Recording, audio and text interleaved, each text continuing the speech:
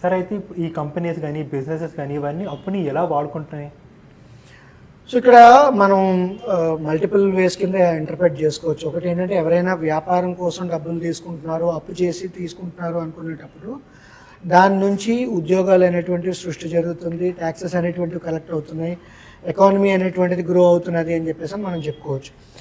చిన్న ఎగ్జాంపుల్ మనం చెప్పాల్సి వచ్చినప్పుడు ఏంటంటే బ్యాంక్ ఏదైతే ఉందో బ్యాంక్ మన దగ్గర నుంచి బారో చేసుకుంటున్నది, అంటే మనకి డబ్బులు ఏవైతే ఉన్నాయో అది వాళ్ళు లైబిలిటీ కింద రాసుకుంటున్నారు, అసెట్ కింద రాసుకోవట్లేదు.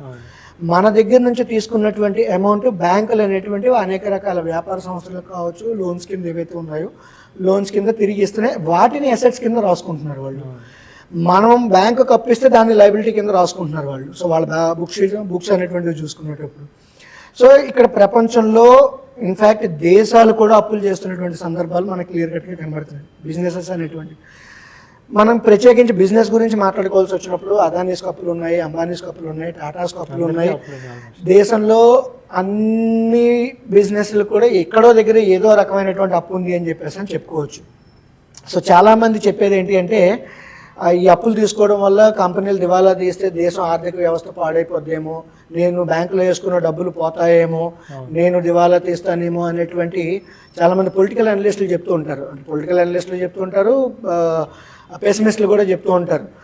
అయితే ఈరోజు చిన్న ఎగ్జాంపుల్ చెప్పుకోవాల్సి వచ్చినప్పుడు ఏంటంటే ఐడియాకి 2 లక్షల కోట్లు అప్పు ఉంది, జియోకి 50,000 కోట్ల రూపాయలు అప్పు ఉంది, ఎయిర్టెల్కో 1,00,000 కోట్ల అప్పు ఉంది.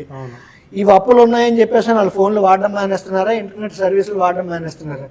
పోనీ ఓకే, అప్పులు లేకుండానే వాళ్ళని వ్యాపారాలు ప్రారంభించేలా చేయొచ్చు కదా. వాళ్ళ వ్యాపారాలు ప్రారంభిస్తే వాళ్ళ తాలూకా ఇంటర్నెట్ సర్వీసెస్, వాళ్ళ తాలూకా మొబైల్ ఫోన్ సర్వీసెస్ వాడుకుంటాం పోనీ.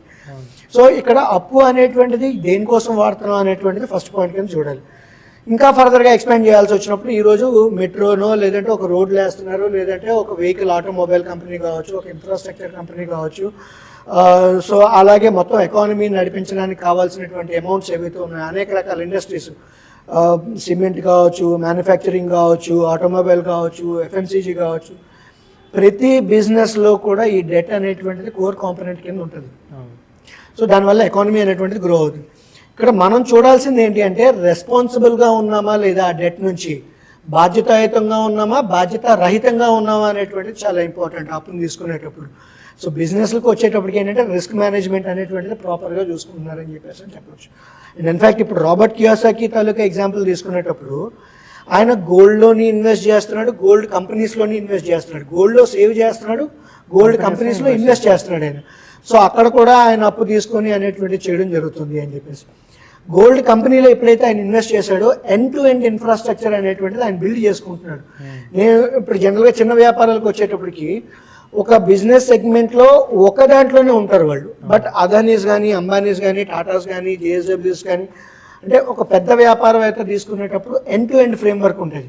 ఎగ్జాంపుల్ చెప్పాల్సి వచ్చినప్పుడు జేఎస్డబ్ల్యూ స్టీల్ అని చెప్పి, జేఎస్డబ్ల్యూ పెయింట్, జేఎస్డబ్ల్యూ సిమెంట్, అలాగే అదానీ గ్రూప్కి వచ్చేటప్పటికి ఏంటంటే లాజిస్టిక్స్, పోర్ట్స్, ట్రాన్స్మిషన్, పవరు, ఇలాగ అనేక రకాల మొత్తం ఎకో సిస్టమ్ అంతా వాళ్ళు బిల్డ్ చేసుకున్నారు. ఒక బిజినెస్ని చిన్న వ్యాపారవేత్త కావచ్చు, పెద్ద వ్యాపారవేత్త కావచ్చు, దాన్ని డెవలప్ చేయాల్సి వచ్చినప్పుడు ఏంటంటే ఇలాగా ఎకో సిస్టమ్ కంప్లీట్గా బిల్డ్ చేసుకోగలిగితే వాళ్ళ వ్యాపారం దీర్ఘకాలం ఉంటుంది. అండ్ అప్పు తీసుకున్నా కూడా అప్పుని తిరిగి సర్వీస్ చేయడానికి ఈజీగా ఉంటుందని చెప్పేసి మనం చెప్పుకోవచ్చు అనమాట.